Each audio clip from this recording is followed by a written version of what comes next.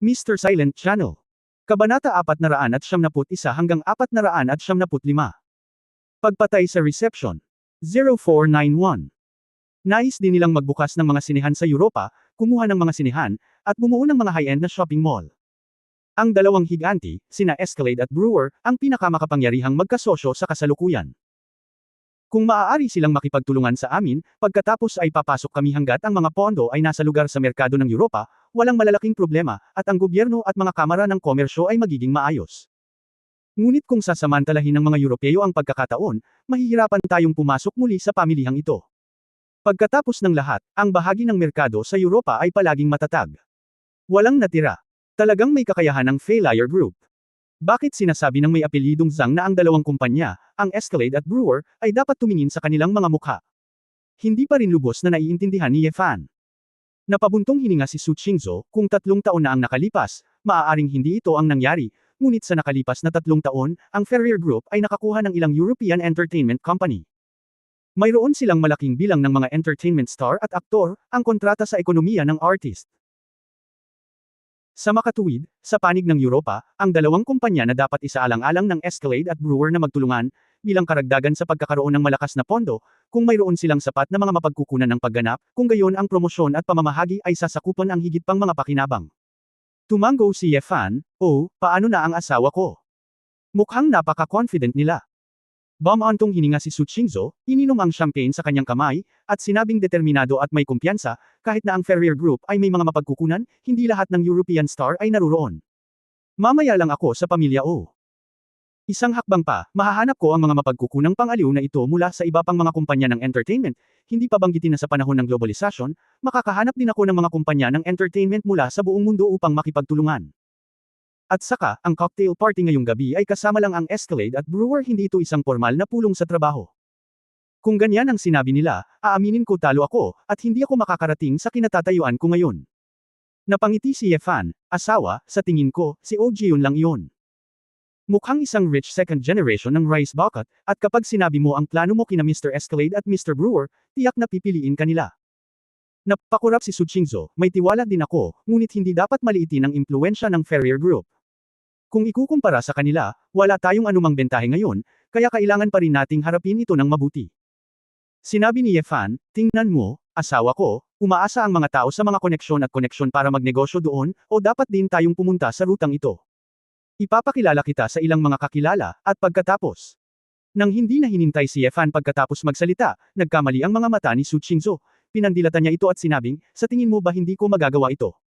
Minamaliit mo ba ako? Nagmamadaling iwinagayway ni Ye Fan ang kanyang kamay, asawa, huwag kang magkamali, pagkatapos ay hindi ko nasasabihin, hinding-hindi ako makikialam sa iyong mga aktibidad ngayong gabi, ano ang susunod nating gagawin? Pumunta sa Escalade at Brewer. Huminahon si Su Qingzhou at sinabing, gusto ko munang kumain, hanapin si Escalade at Mr. Brewer, at maaari mong pamahalaan ang sarili mong mga aktibidad. Kung dumating si Mr. Henry Pinault, iniisip ng mga tao na wala akong kinalaman sa Caring Group, at pagkatapos ay magiging masama ito. Walang magawa si Ye Fan, tila ayaw talaga siyang kunin ng babae, baka may makasalubong siyang kakilala at lumabas para tulungan siya. Ang ugali na ito ay talagang matigas ang ulo, at kailangan niyang umasa sa kanyang sarili, ngunit maaari lamang igalang ni Ye Fan ang pinili ni Su Qingzhou. Inalagaan ni Ye Fan ang kanyang sarili na nagsimulang kumain, habang si Su Qingzhou ay kumakain lamang ng ilang prutas at dessert, pagkatapos ay kumuha ng isang baso ng champagne at nagsimulang kumilos ng mag-isa. Kuya, kumain ka mag-isa. Biglang lumitaw si Wu Yeshuo sa tabi ni Ye Fan. Ang batang babae ay nakasuot ng maikling pulang panggabing damit na ang kalahati ng kanyang puting nyebe na mga balikat ay nakahilig. Napaka-tempting pa rin ang exaggerated figure niya. Tumingin si Ye Fan kay Wu Yeshuo, iniisip na ang figure ng babaeng ito ay talagang makakapagpabalisa sa mga tao kapag nagsusuot siya ng kahit ano. Chong, bigla kang sumama sa akin, magkakaroon ng ibang opinyon ng asawa ko mamaya, hahanap ako ng paraan para ipaliwanag muli, walang magawang sabi ni Ye Fan. Ayos lang, alam naman ni Miss Su na ako ang Diyosa mo, hindi na niya ito masyadong iisipin.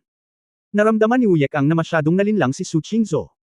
Hindi alam ni Ye Fan kung tatawa ba siya o iiyak, ngunit ayaw niyang magpaliwanag ng sobra, kung hindi, tiyak na iisipin ni Wu Yeshuo na si Su Qingzhou ay masyadong mapanlinlang, at tiyak na ayaw ni Su Qingzhou na sabihin ito ng mag-isa. Naisip ito ni Ye Fan, at sinabi lang kay Wu Yeshuo na hindi niya kailangan ng kanyang proteksyon. Hindi ko lang alam kung ang pagsasabi nito ay madarama ni Wu Yeju na niloloko o mararamdaman na hinahamak niya siya. Sa sandaling ito, biglang naramdaman ni Yefan na may dalawang nakamamatay na aura na nagkulong sa kanya. Ipinikit ni Yefan ang kanyang mga mata. Hindi niya inaasahan na may darating na manggulo sa kanya nang hindi niya alam ang gagawin. Nararamdaman niya na ang taong dumating ay katamtaman ng lakas, at malamang na siya ay isang hindi kilalang tao, kaya sinabi niya, "Fuck, pupunta ako sa banyo." Maya-maya, may napansin din siyang kakaiba, "Kuya, sasama ako sa iyo." Walang magawa si Yefan, napakaliit ng lugar, at napansin na ni Wu Yesho ang problema. "Pupunta ako sa banyo, kaya hindi mo na kailangang sundan ako." Sinabi ni Wu Yeshuang, "Hindi, ito ay dahil nakakaramdam ako ng isang mamamatay tao na aura dito, maaaring hindi mo ito maramdaman kung wala ka sa iyong cultivation base, natatakot ako na ito ay nakatutok sa iyo. Kung talagang may gustong pumatay sa akin, hindi sila dapat pumunta sa banyo kasama ako. Kuya, huwag kang mag-alala, nakatayo ako sa labas at naghihintay sa iyo, at hindi ako sasama sa iyo." Nakiusap si Wu Yekang, "Ipinapangako ko sa guru na ganap na protektahan ang iyong kaligtasan at hindi magkakamali." "Hoy! Aba, guguluhin kita." Napabuntong hininga si Yefan sa kanyang puso. Nang makita ang kaseryosohan ng dalaga, hindi niya natiis na sabihin dito na nagsinungaling ito sa kanya. Ang lokasyon ng banyo ay medyo malayo, at hindi nakikita ng mga tao sa reception hall ang sitwasyon dito.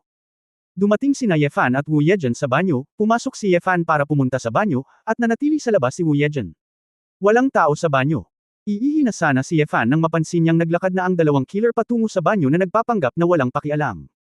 Isang lalaki at isang babae, magkaakbay, na para bang matagumpay silang mag-asawang dumating sa reception. Para sa mga propesyonal na mamamatay tao, napakadaling masangkot sa mga ganitong okasyon, at hindi mahirap magpapeke ng mga sertipiko ng pagkakakilanlan, kung hindi, ang mayayaman ay hindi gagastos ng malaking pera upang kumuha ng mga pribadong bodyguard.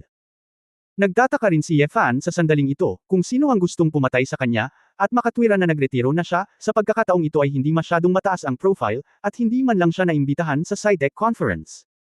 Pagkatapos ng maraming deliberasyon, maaari lamang makipag-ugnayan si Yefan sa mga pangyayari sa araw na iyon, at ilagay ang kanyang mga hinala kay Gonzales ng Metal Frenzy. Kilala ang taong ito sa pagiging utilitarian. Legendary powerhouse. Ang pagtapak sa kanya, isang impyernong hari na wala ang kanyang cultivation base, at sa gayon ay madaling na-promote sa alamat, ay dapat na isang bagay na talagang gusto niyang gawin. Kabanata 0492 Puting Kidlat. 0492. Kung ganoon ang kaso, walang gustong gawin si Yefan.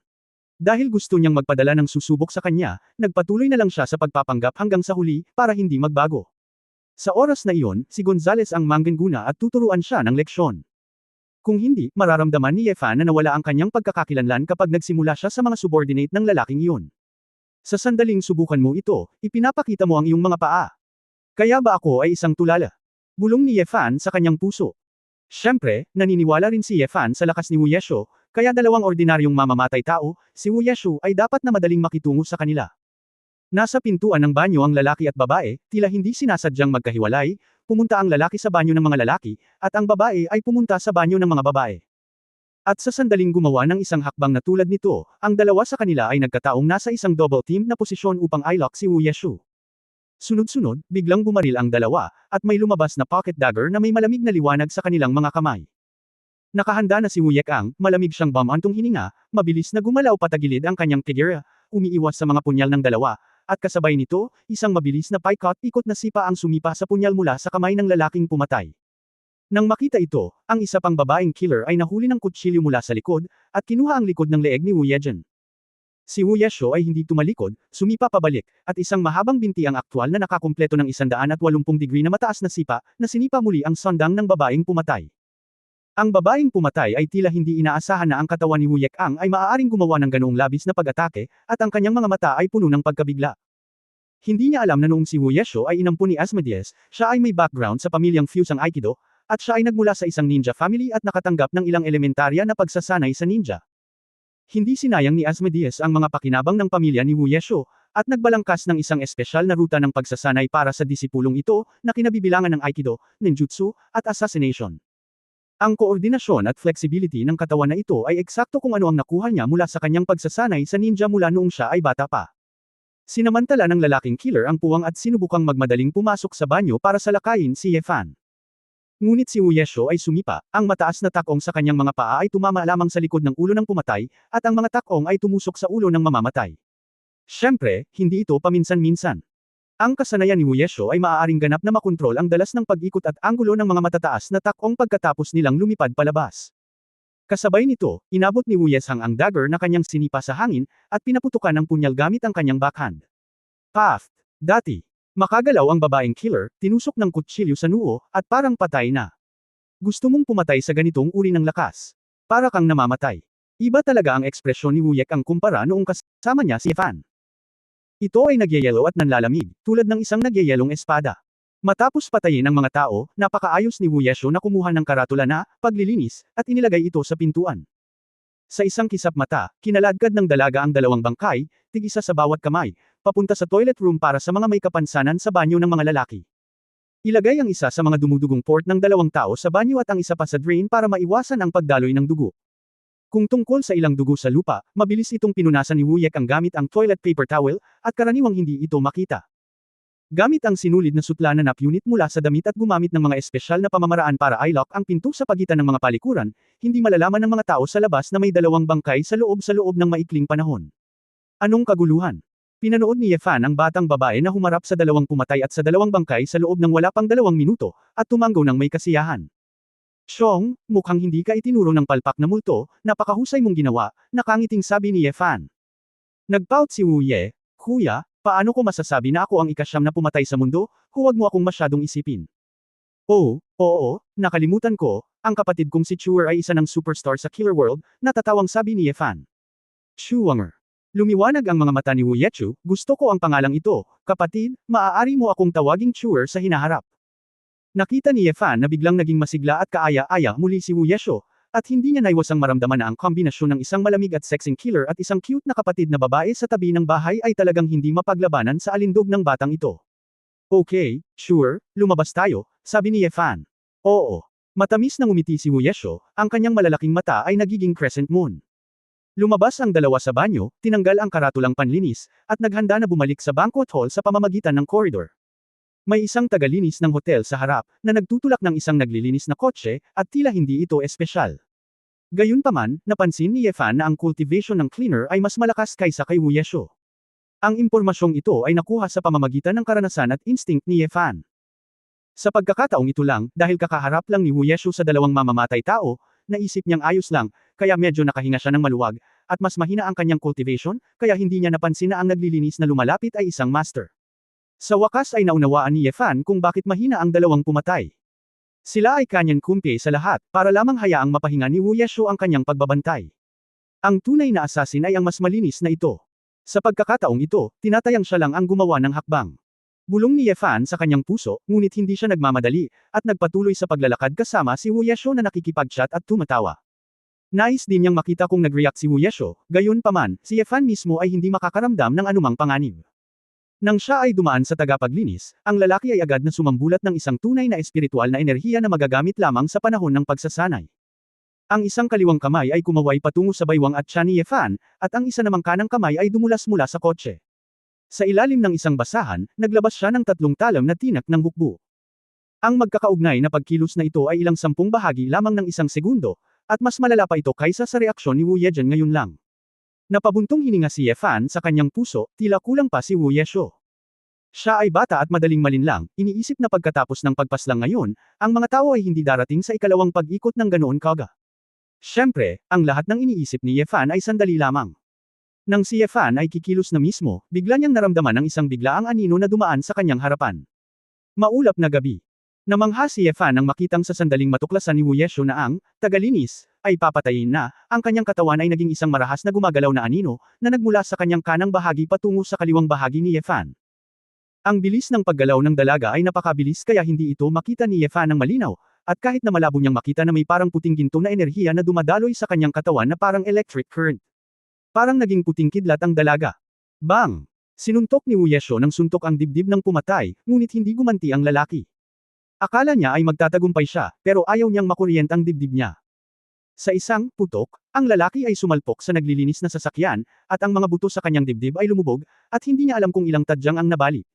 Kabanata 0493 Daang Anino. 0493. Aw, malungkot na ibinuka ng lalaki ang kanyang bibig at tumalsik ang isang bibig ng dugo sa hindi makapaniwala, ikaw sa huli, ang.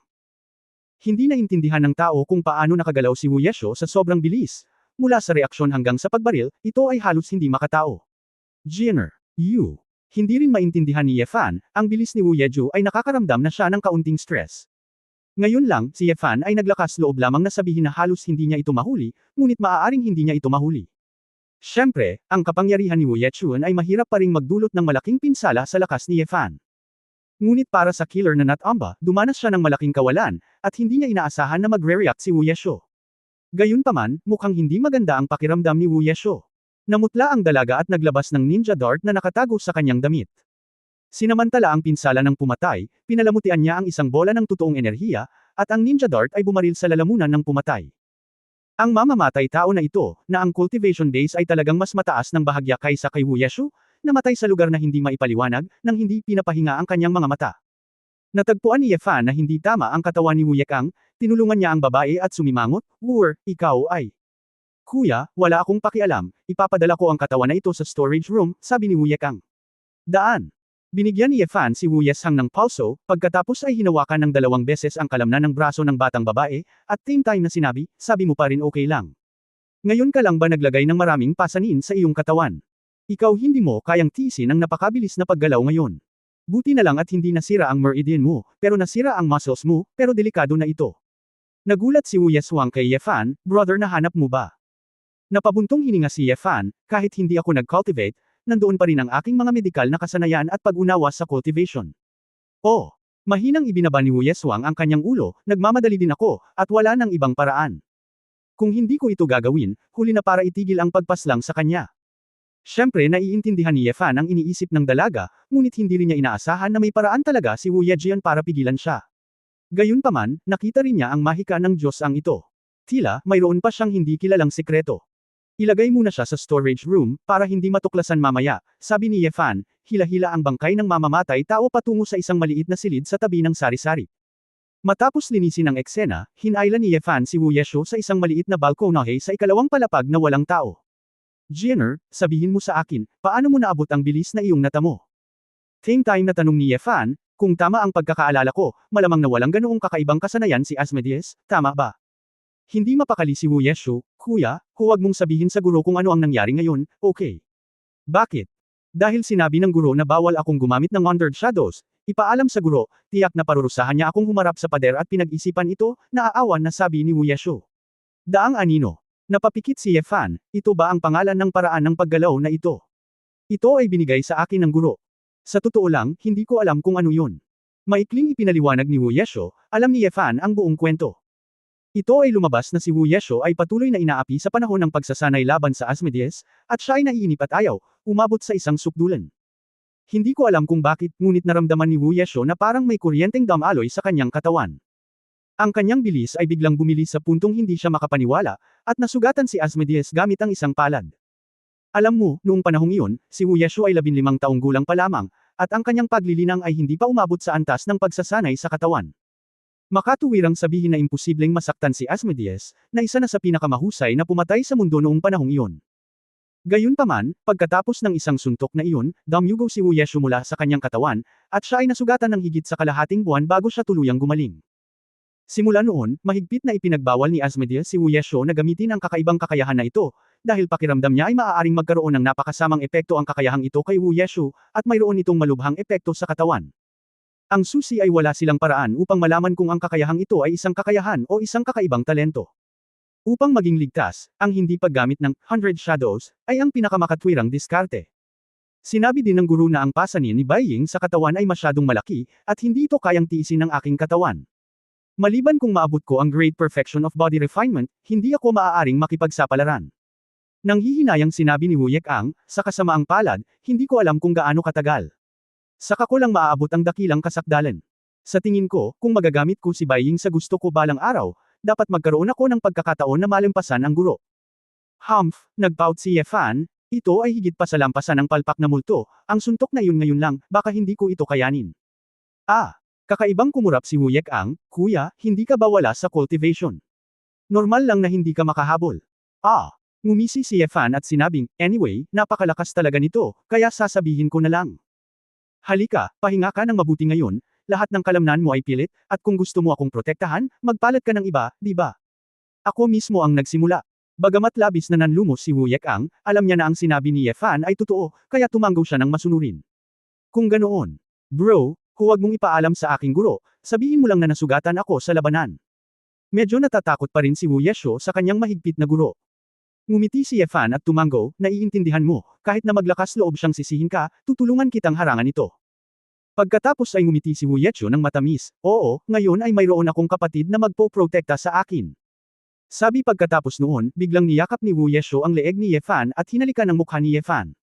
Saglit na natigilan si Ye Fan, ano ang ibig sabihin nito, ngunit hinarang ni Wu Yeshuo ang bibig ni Ye Fan gamit ang kanyang mga daliri. Huwag mo nang isipin ito ay isang maliit na intimate contact sa pagitan ng aking kapatid na babae at ng aking kapatid na lalaki. Ngumiti si Wu Yeshuo at kumurap, pagkatapos ay tumalikod at naglakad pababa. Ngumiti si Ye Fan at umiling. Nang matapos ang kumperensya ng SciTech, naging kalmado ang lahat. Siguro dapat siyang maghanap ng oras para ituro ang kanyang pinasimpleng bersyon ng hanay ng mga paggalaw na ito kay Wu Yeshuo. Sa ganitong paraan, maaaring hindi kailanganin ni Wu Yejian ang great perfection of body refinement para magamit ang ilang hundred shadows na kakayahan. Pagkasabi nito, medyo na-curious si Ye Fan. Ano ang misteryo ng background ni Wu Yekang? Kung ito ay hindi isang kakayahan, kung gayon maaari lamang itong maging isang talento. At ang talento ay kadalasang nauugnay sa ilang bloodlines, blood ties, na hindi mapaghihiwalay. Payat na relasyon. Tulad ng babaeng Phoenix na si Xiao Ziner, ang kanyang kapangyarihan ay nagmula sa linya ng dugo ng Phoenix. Ang talentong ito ay kinaiinggitan lamang ng iba at hindi maaaring gayahin. Naisip ito ni Ye Fan, at naramdaman na oras na para bumaba para hanapin si Su Qingzhou. Hindi niya alam kung paano nakikipag-usap ang mga babae sa mga mayayamang taga-Europa na iyon, at kung nagkakasiyahan pa ba sila. Kung hindi naging maayos, kailangan niyang magsumikap para suyuan ang mga babae ngayong gabi. Ngayon, Kabanata 0494 Dahilan 0494 sa hindi inaasahang pagkakataon. Pagkababa nila at pagpasok sa banquet hall, nakita nila si Su Qingzhou na nakatayo kasama ang ilang negosyanteng mahusay ang pananamit. Kasabay nito, magkasama rin ang mag-asawang Oh Jion at Zhang Manteng. Ang isang grupo ng mga tao ay tila may mga ngiti sa kanilang mga mukha, ngunit kung pakikinggan mong mabuti, sila ay nagtutulak sa isa't isa. Isang nasa katanghaliang gulang na Caucasian na lalaki na may kulot na balbas ang nagsabi kay Su Qingzhou, paumanhin, Miss Su, napag-usapan na namin ang pakikipagtulungan sa OG Group, at pumirma na kami ng kontrata. Ang pakikipagtulungan sa Jinxu Group ay makikita lamang sa ibang pagkakataon. Pagkakataon. Mr. Escalade, hindi mo pa nakikita ang plano ng Splendid Group, ngunit tinatanggihan mo ang aming sinseridad. Ito ay masyadong irresponsible sa iyong kumpanya at mga empleyado. Malamig ang mga mata ni Su Qingzhou, aniya. Sa hindi inaasahang pagkakataon, napakabilis ng mga kamay at paa ni Oh Jion at Zhang Manteng kaya nabaling na nila ang atensyon ni Escalade sa kanila. Hehe, Miss Su, more than 10 years na po akong gumagawa ng commercial real estate, especially the development of theaters and cinemas. Kasama na po ang tatay at lolo ko, more than 60 years na po itong ginagawa ng pamilya namin. Alam na alam namin kung paano ito gagawin.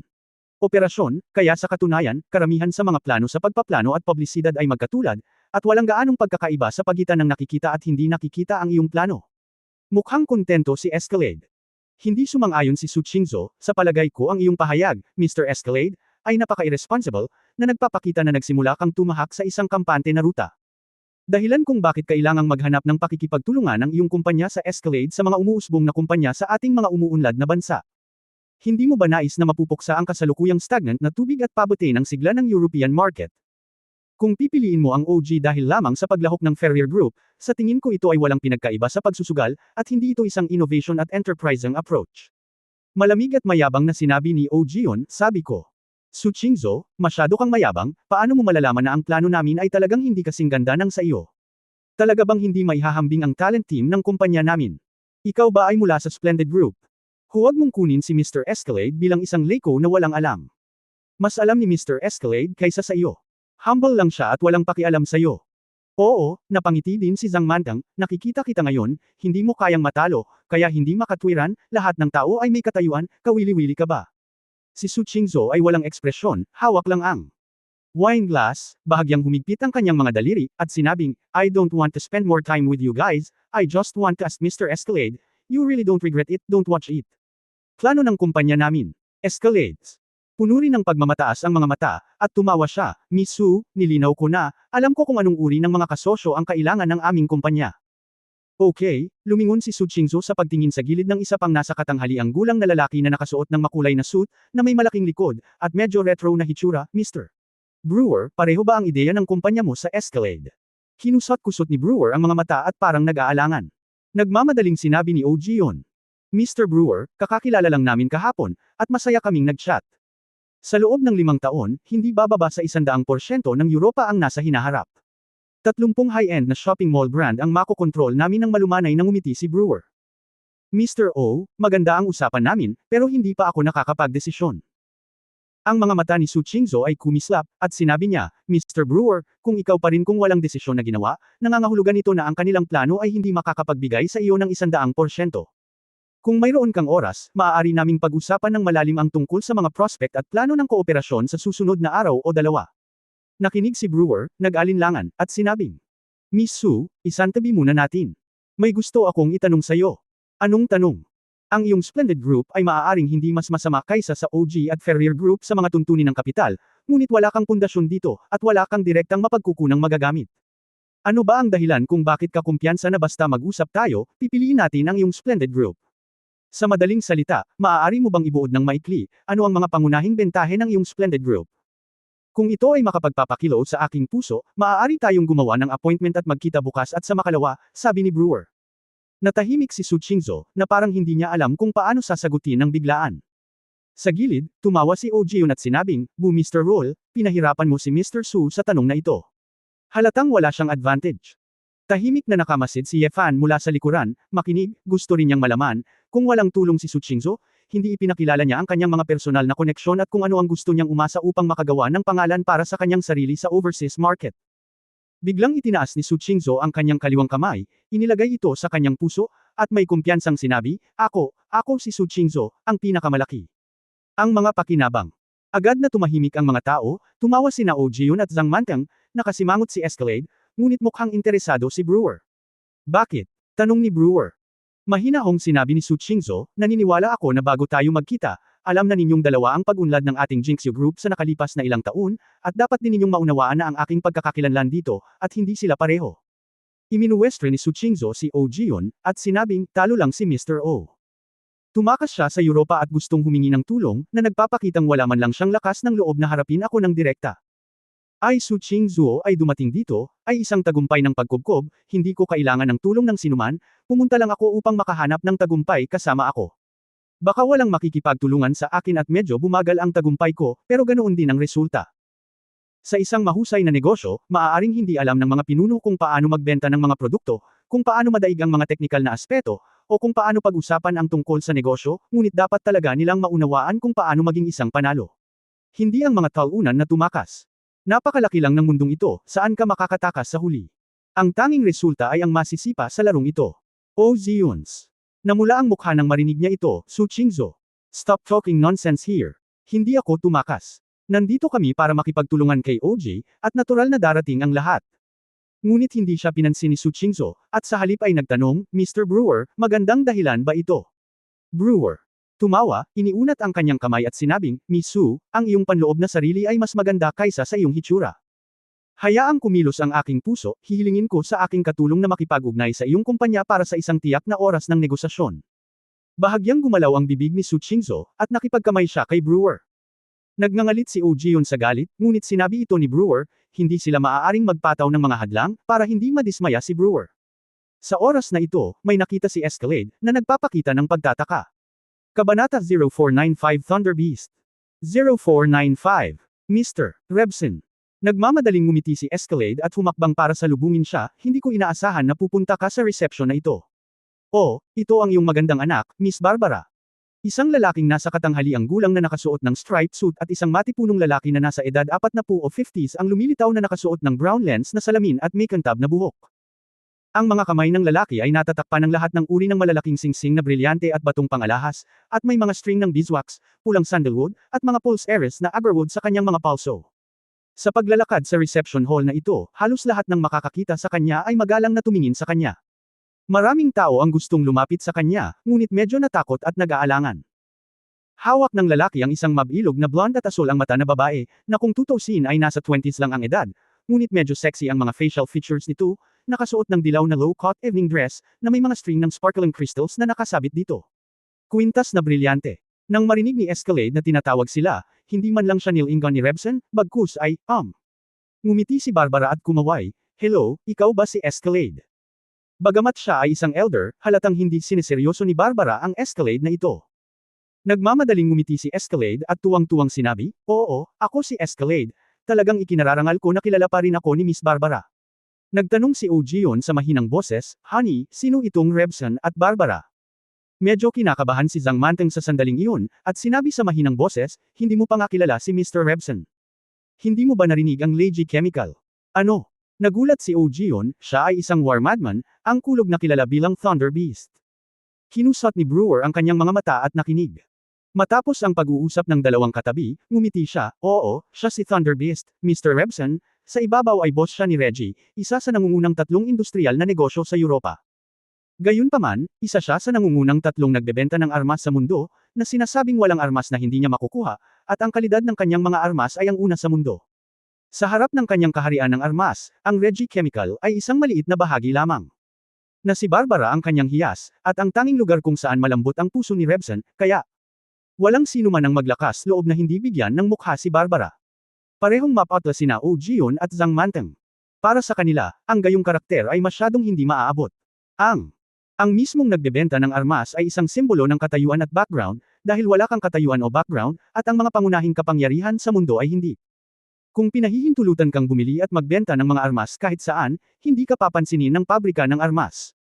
Ang mga tao tulad ng Ferrier at OG Group ay kumikita ng daan-daang milyong kita pagkatapos magtrabaho ng husto sa loob ng isang taon, ngunit ang mga tao ay kumukuha lang ng ilang beses. Kung maglulunsad ka ng mga missile, ang daan-daang milyong ito ay masisira. Sa paghahambing, hindi ito isang order ng magnitude sa lahat. Matapos matuklasan na darating si Rebson, mas maraming mayayaman ang nagsimulang pumunta at magtipon dito, at lahat sila ay nagpatuloy. Pagbati kina Rebson at Barbara, na may ilang nakakabigay puri na mga salita. Napangiti si Barbara, at tila nasisiyahan siya sa pambabala ng grupo. Ngunit hindi siya gaanong pinansin ni Rebson. Halos sumulyap sila sa kanila ng may panghahamak. Ang grupong ito ng mga bilyonaryo ay bilyon-bilyong euro. Sa mga mata niya, parang wala man lang halaga.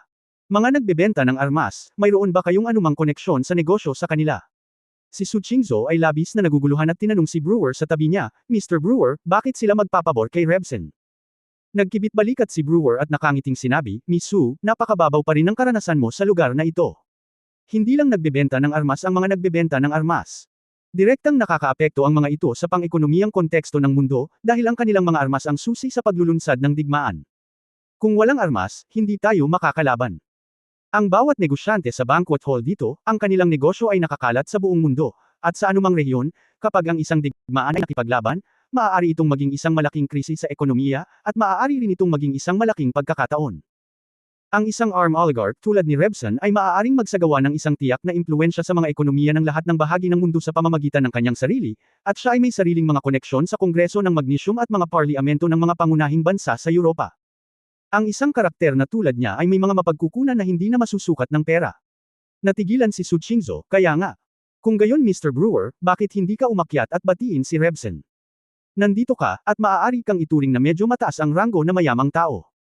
Sinabi ni Brewer na may maamong ngiti, "Gusto ko ring batiin si Mr. Rebson, ngunit tingnan mo, maaari ba akong pumikit?"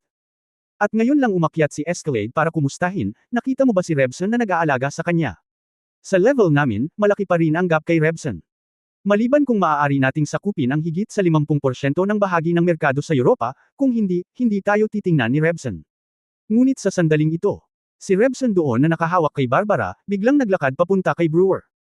Medyo kinabahan bigla si Brewer, nanginginig ang kamay niyang nakahawak sa champagne, at abala siya sa pag-aayos sinulyapan niya ang kwelyo niya.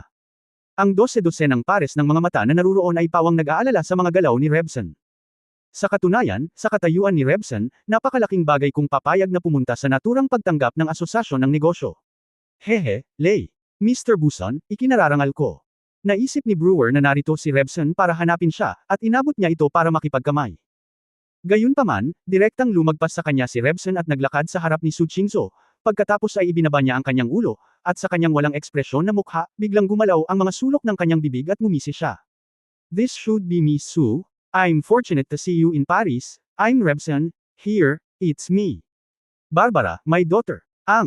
Biglang tumahimik ang eksena, at walang ibang tunog sa audience maliban sa violin band na tumutugtog. Inakala ni Escalade at ng isang grupo ng mayayamang tao na mali ang kanilang nabasa, at patuloy na kumukurap, puno ng kalituhan at kalituhan. Nagulat. Nagmukhang namutla sina Oh Jion at Zhang Mantang, hindi makapaniwalang pinanood ang eksenang ito.